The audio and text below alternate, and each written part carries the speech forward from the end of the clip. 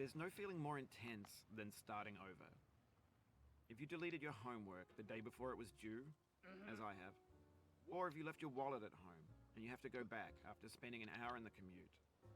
If you won some money at the casino and then put all your winnings on red but it came up black. If you got your best shirt dry cleaned before a wedding and then immediately dropped food on it.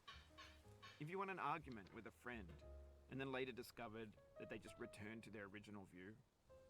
Starting over is harder than starting up. If you're not ready for that, like if you've already had a bad day, then what you're about to go through might be too much. Feel free to go away and come back. I'll be here. Alright, thanks for coming with me on this trip. I'll understand if you have to take a break at any point.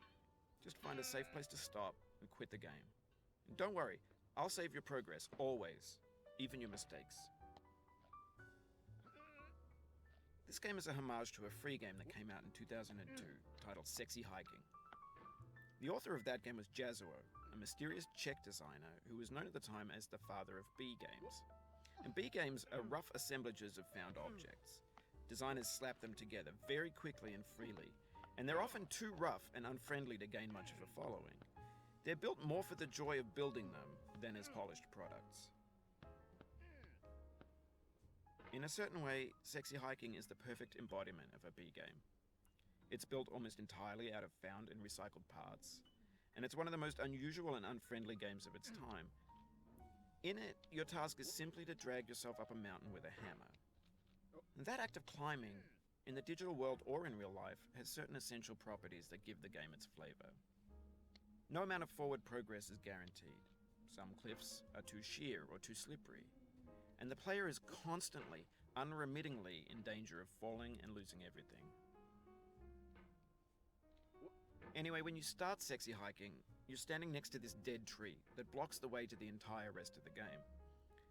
It might take you an hour to get over that tree, and a lot of people never got past it. You prod and you poke at it, exploring the limits of your reach and your strength, trying to find a way up and over. And there's a sense of truth in that lack of compromise. Most obstacles in video game worlds are fake. You can be completely confident in your ability to get through them once you have the correct method or the correct equipment or just by spending enough time. In that sense, every pixelated obstacle in Sexy Hiking is real.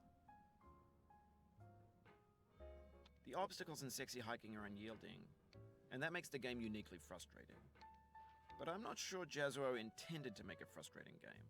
The frustration is just essential to the act of climbing, and it's authentic to the process of building a game about climbing. A funny thing happened to me as I was building this mountain. I'd have an idea for a new obstacle, and I'd build it, test it, and it would usually turn out to be unreasonably hard. But I couldn't bring myself to make it easier. It already felt like my inability to get past the new obstacle was my fault as a player rather than as a builder. Imaginary mountains build themselves from our efforts to climb them, and it's our repeated attempts to reach the summit that turns those mountains into something real. When you're building a video game world, you're building with ideas, and that can be like working with quickset cement. You mold your ideas into a certain shape that can be played with, and in the process of playing with them, they begin to harden and set until they're immutable, like rock. And at that point, you can't change the world. Not without breaking it into pieces and starting fresh with new ideas. For years now, people have been predicting that games would soon be made out of prefabricated objects, bought in a store and assembled into a world. And for the most part, that hasn't happened, because the objects in the stores are trash. I don't mean they look bad or that they're badly made, although a lot of them are. I mean they're trash in the way that food becomes trash as soon as you put it in the sink. Things are made to be consumed and used in a certain context, and once the moment is gone, they transform into garbage. In the context of technology, those moments pass by in seconds. Over time, we've poured more and more refuse into this vast digital landfill that we call the internet. It now vastly outnumbers and outweighs the things that are fresh and untainted and unused. When everything around us is cultural trash, trash becomes the new medium, the lingua franca of the digital age. And you can build culture out of trash. But only trash culture. B games, B movies, B music, B philosophy. Maybe this is what digital culture is. A monstrous mountain of trash, the ash heap of creativity's fountain. A landfill with everything we ever thought of in it. Grand, infinite, and unsorted. There's 3D models of breakfast, Gen X's fanfic novels, scan magazines, green screen Shia LaBeouf, banned snuff scenes on LiveLeak. Facebook's got lifelike bots with unbranded adverts and candid shots of Kanye and Taylor Swift mashups, car crash epic failed GIFs, Russian dashcam vids, discussions of McRibs, discarded, forgotten, unrecycled, muddled, rotten, untitled. Everything's fresh for about 6 seconds, until some newer thing beckons, and we hit refresh. And there's years of persevering, disappearing into the pile, out of style, out of sight.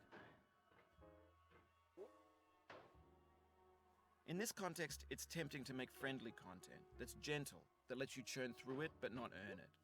Why make something demanding if it just gets piled up in the landfill, filed in with the bland things? When games were new, they wanted a lot from you. Daunting you, taunting you, resetting and delaying you. Players played stoically. Now everyone's turned off by that. They want to burn through it quickly, a quick fix for the fickle, some tricks for the clicks of the feckless. But that's not you, you're an acrobat. You could swallow a baseball bat. Now I know, most likely you're watching